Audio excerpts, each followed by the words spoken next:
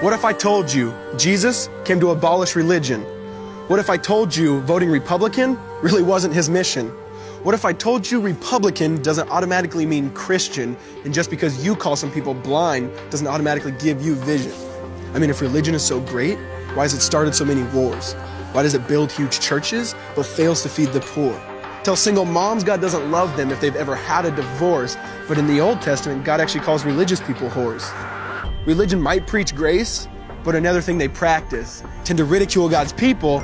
They did it to John the Baptist. They can't fix their problems, and so they just mask it, not realizing religion's like spraying perfume on a casket. See, the problem with religion is it never gets to the core. It's just behavior modification, like a long list of chores. Like, let's dress up the outside, make it look nice and neat. But it's funny, that's what they used to do to mummies while the corpse rots underneath. Now, I ain't judging, I'm just saying, quit putting on a fake look. Because there's a problem if people only know that you're a Christian by your Facebook. I mean, in every other aspect of life, you know that logic's unworthy. It's like saying you play for the Lakers just because you bought a jersey. See, this was me too, but no one seemed to be on to me. Acting like a church kid while addicted to pornography. See, on Sunday I'd go to church, but Saturday getting faded, acting if I was simply created to just have sex and get wasted. See, I spent my whole life building this facade of neatness, but now that I know Jesus, I boast in my weakness. Because if grace is water, then the church should be an ocean. It's not a museum for good people, it's a hospital for the broken. Which means I don't have to hide my failure, I don't have to hide my sin. Because it doesn't depend on me, it depends on Him. See, because when I was God's enemy, and certainly not a fan, He looked down and said, I want that man. Which is why Jesus hated religion, and for it He called them fools. Don't you see so much better than just following some rules? Now let me clarify. I love the church, I love the Bible, and yes, I believe in sin. But if Jesus came to your church, would they actually let Him in? See, remember He was called a glutton and a drunkard by religious men.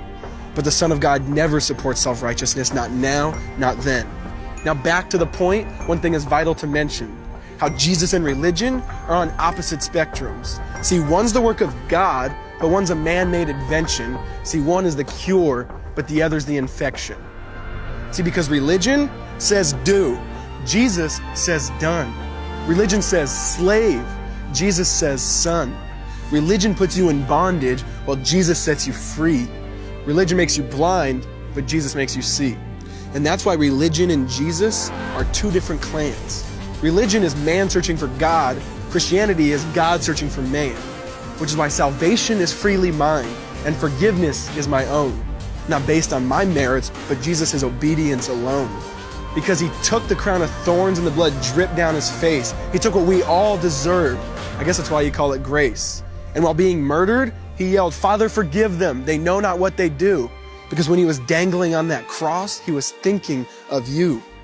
And He absorbed all your sin and He buried it in the tomb, which is why I'm kneeling at the cross saying, come on, there's room.